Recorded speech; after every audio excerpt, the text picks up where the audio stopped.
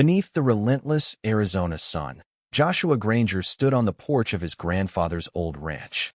The land stretched out before him, the red dust clinging to the hot air like a constant reminder of just how much it had been weathered over the years.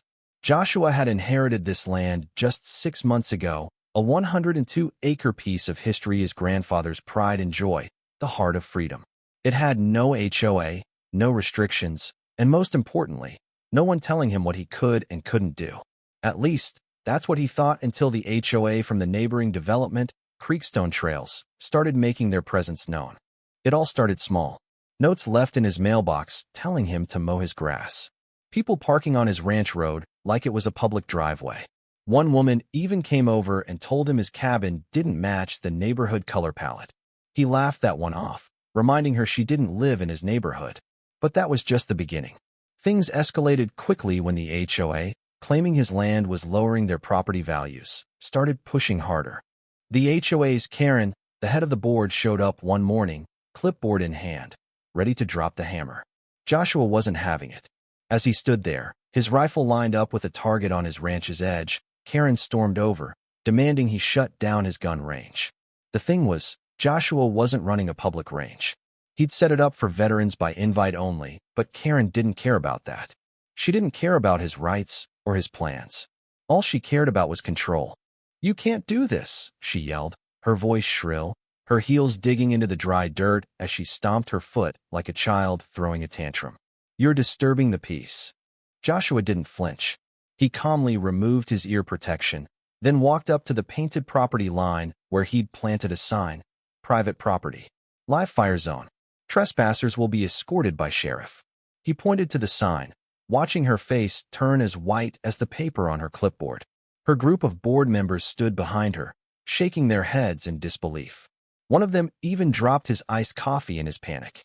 "Don't worry," Joshua said with a smirk. "It's all legal."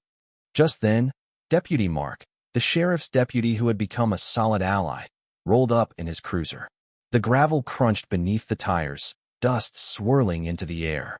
He got out, looked at the scene, and nodded at Joshua like they were old pals. "It looks like everything's in order," he said, lifting his sunglasses. Karen's jaw dropped, but Deputy Mark wasn't done. "Ma'am, you told this man he didn't have road access, you shut off his water lines, and even tried to block his gate with HOA vehicles. He's not breaking the law. You are." Joshua couldn't help but grin. He hadn't even told them the best part yet, the truth about his grandfather's land deal, the legal loophole the HOA didn't know about. But before he could share that little nugget, a strong gust of wind picked up, blowing one of the paper targets off its stand. Beneath it, Joshua froze. There, half buried in the dirt, was a rusted metal box. Something about it felt wrong. That box wasn't part of his grandfather's usual junk. No, this felt like a buried secret, something far deeper. Joshua stepped closer, brushing the dirt off with his boot, his heart pounding in his chest. "Looks like we've got company," he muttered to himself, but Karen wasn't shouting anymore. She just stood there, pale, her eyes wide, frozen on the box. She had seen something that terrified her, but Joshua wasn't going to give her the satisfaction of knowing he was still piecing everything together. Deputy Mark stepped beside him. "You think she knows what's in there?" Joshua shook his head.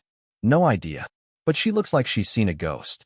Days passed, and Joshua kept trying to live his life, ignoring the HOA's constant interference. He expanded the gun range, built safety barriers, and put up a new sign, "Training grounds for local veterans by invite only." Soon, more and more veterans started showing up. Word spread fast, and the once quiet land became a gathering place for local heroes looking to train, share stories, and heal. But Karen's jealousy was palpable. She couldn't stand that Joshua had taken something that was once just a piece of land and turned it into a place of purpose, a place of strength, a place of freedom. The HOA's next move was brutal. They slapped 3 new "no trespassing" signs on his fence posts and sent him letters threatening fines, arrests, and civil lawsuits. The letters were filled with ridiculous complaints, like how Joshua's dogs weren't leashed despite the fact that they were miles outside HOA jurisdiction. Joshua didn't respond to their threats. Instead, he turned up the volume. One Saturday, he hosted a range safety course, and dozens of people showed up. Men, women, even teenagers with their parents. They ran drills, practiced self-defense, and taught basic gun safety. It was loud. It was peaceful. It was legal. But to Karen, it was a declaration of war. That night, after everyone had gone home, Joshua finally opened that rusted box. Inside, there was a leather folder wrapped in twine, a yellowed map, and a letter written in his grandfather's hand. "If you're reading this, it means the HOA has pushed you to your limit," the letter began. "Don't let them win. This ranch stands on a legal clause they don't know exists, but they will." The map shows the easement lines from 1962. "My signature is on file at the county. So is the override clause." Joshua's hands trembled as he read the rest. His grandfather had known this day would come. The map showed something that made his stomach drop. The HOA clubhouse was partially on his land. And that was when Joshua knew, in his gut, that things were about to get much worse. The following week, Joshua took the documents to Deputy Mark. They both stared at the maps and deeds in disbelief. This wasn't just some old family secret. This was proof. The HOA had been trespassing on Joshua's property for years, and they had no idea. But Joshua wasn't ready to expose them just yet. Not until he had everything in place. Then came the lawyer, Nathan Fox, a tall man in a slick suit, who arrived at Joshua's gate one evening with a glossy envelope. He was there to offer a friendly resolution, a cash settlement for the land next to the development. But Joshua wasn't interested in selling. Not for any price. "Nah," Joshua said, tossing the envelope back at him. "Double it, and I might let you build a fence." Nathan's smile faltered. He didn't realize Joshua had already sent the documents to 2 different attorneys. He didn't know Joshua had already filed complaints with the county. And he definitely didn't know that Joshua wasn't going to back down. That night, things took a darker turn. Joshua's water tank was destroyed, smashed, leaking all over the ground. His main water supply was gone, and he knew, deep in his bones, who was behind it. The HOA.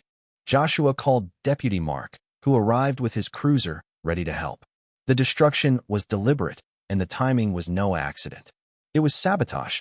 With his water tank ruined, Joshua didn't wait for the HOA's next move. Instead, he contacted a friend from his Marine days, Trevor, who ran a logistics business. Within hours, Joshua had temporary water tanks delivered, routing them through a legal, undisturbed entry point the HOA couldn't touch. Then came the drones. The HOA hired someone to spy on Joshua's gun range, capturing footage of the veterans' training. But Joshua had a solution for that, too. Miguel, the retired sniper, had a drone jammer. And just like that, they grounded the drone, sending it back with a note: "Private land. Filming veterans and training is a federal privacy violation." The next time it would go to the FBI. At this point, the battle was no longer about property rights. It was about integrity, about justice, and about standing up to those who thought they could push others around.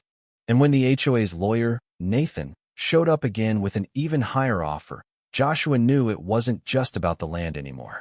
It was about something much deeper: his family's legacy and the veterans who needed this space. The final showdown came in court, where Joshua presented the truth. The HOA's manipulation, their trespassing, their harassment, and even the arson attempts, it was all on the table. The court ruled in Joshua's favor. The HOA's claims were dismissed. The land was his, and the gun range was legal. But the HOA wasn't done yet. They tried one last attack, trying to shut down the gun range permanently, claiming it violated community standards. But this time, Joshua was ready. His legal team, including Malcolm Hayes, a retired federal prosecutor, fought back with everything they had. And when the judge slammed down the gavel, the HOA lost. The Granger Veteran Training Resource Center was not only saved, it was flourishing. The community rallied around Joshua. Donations poured in. Veterans from across the country showed up to offer support.